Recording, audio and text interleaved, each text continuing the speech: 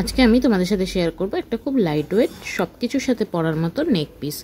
সবার আগে আমি কার্ডবোর্ডের পিস নিয়েছি, একটা রাউন্ড আর একটা হাফ সার্কেল। এখানে আমি লাস্টে গিয়ে একটা ব্যাঙ্গেলস ইউজ করব 2 সাইজের। সেইটার যে আউটার ডায়ামিটারটা রয়েছে সেই মাপটা কিন্তু তোমাদের নিতে হবে, অন্য কোনো মাপে নিলে ছোট বড় হয়ে যাবে। যে ব্যাঙ্গেলস ইউজ করছো বা যে রাউন্ড ইউজ করছো সেইটার আউটার ডায়ামিটারটা নিতে হবে, ঠিক আছে। এটাকে এবার ভালো করে কাপড় দিয়ে মুড়ে নেবে। আমি এখানে মেজারমেন্টটাও দিয়ে দিচ্ছি, সেটা ফলো করতে পারো অথবা ব্যাঙ্গেলস বসিয়ে কেটে নিতে পারো। এরপর হাফ সার্কেলটার ক্ষেত্রেও সেম, দুটো সাইডে 1.5 সেন্টিমিটার করে জায়গা ছেড়ে দিয়ে তারপর হাফ সার্কেলটা করে নেবে। সেক্ষেত্রে সুবিধা হবে বসানোর জন্য, একটা প্রপার এটা শেপে সুন্দর আসবে। শেপে গন্ডগোল না হলেও যদি মাপগুলোতে গন্ডগোল হয় সেক্ষেত্রে দেখতে ভালো লাগবে না। এবার দুটোকেই খুব ভালো করে যে কম্বিনেশনে করতে চাইছো সেই কম্বিনেশনে ভালো করে মুড়ে নাও, আর তারপর ব্যাক সাইডও ফিনিশ করে নাও। এরপরে এটার মধ্যে গ্লু অ্যাপ্লাই করো। গ্লু অ্যাপ্লাই করে এটাকে হাফ সার্কেল যে পোর্শনটা রয়েছে সেটাতে বসিয়ে দেবে। যখন আমরা নেক পিসটা দেখবো না, একদম ভালো লাগছে না দেখতে, খুব ফাঁকা ফাঁকা লাগছে।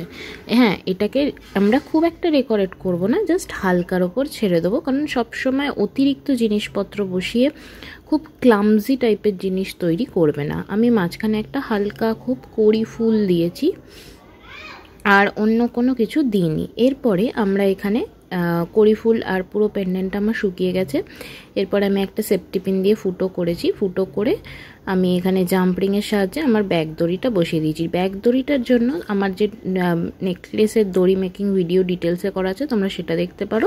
আর যারা নিজেরা টুইস্টেড রোপ বানাতে পারো তাদের বলছি, একটা লং টুইস্টেড রোপের জন্য 250 সেন্টিমিটার করে 7টা করে স্ট্যান্ড নিয়ে তোমরা বানিয়ে নিতে পারো। এরপরে আমি নিচে কিছু জিএসের মেটেরিয়ালস বসিয়েছি। এই মেটেরিয়ালসটা তোমরা সেম পাবে না, কারণ এটাতে 2 করে 4টে হুক থাকে, দুটো করে দুটো সাইডে। সেই হুকটা ভেঙে তোমাদের এটাকে করে নিতে হবে, অথবা এটাকে অন্য কিছু দিয়ে রিপ্লেস করতে পারো। তবে এই রাউন্ড হাফ সার্কেল, এই সার্কিউলার ব্যাপারটাকে কাট করার জন্য একটা অন্য শেপ দেওয়া খুব জরুরি, না হলে জিনিসটা মনোটোনাস হয়ে যায়, ঠিক আছে। তাই আমি এখানে বরফি ইউজ করেছি। এরপর আমি 2 ব্যাঙ্গেলসটা নিয়েছি আর জুট রোপ নিয়েছি। এটাকে ফেভিকল দিয়ে আমি পেঁচাতে শুরু করেছি, লাগিয়ে নিয়ে। হ্যাঁ, এবার অল্প অল্প করে ফেভিকল দেবে আর অল্প অল্প করে পেঁচাবে। ফেভিকল নাও দিতে পারো, কিন্তু আমি ফেভিকল কেন দিতে বলছি তার কারণ হচ্ছে জুটের রোয়া ওঠে, আর একটু হালকা ফেভিকলের হাত বুলিয়ে নিলে রোয়া ওঠাটা বন্ধ হয়ে যায়, অনেক ক্লিন ফিনিশ তোমরা পাবে। এছাড়া কিন্তু এর রোয়া বন্ধ করার কোনো উপায় আর নেই। এবার এন্ড করার জন্য এটাকে কেটে নিয়ে ফেভিকল দিয়ে বন্ধ করে দেবে।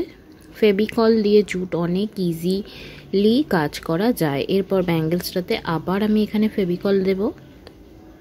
এখানে তোমরা ফেভিকল বা ফেভিক্রিল যে কোনো আঠা ইউজ করতে পারো, এটাতে কোনো অসুবিধা নেই, কারণ এটা আলটিমেটলি কাপড়ের ওপর আমরা স্টিক করব। বসিয়ে দেবো আর খুব ভালো করে শুকিয়ে যাওয়া পর্যন্ত অপেক্ষা করব, ঠিক আছে। আমার নেক পিসটা শুকিয়ে একদম রেডি হয়ে গেছে পরার জন্য।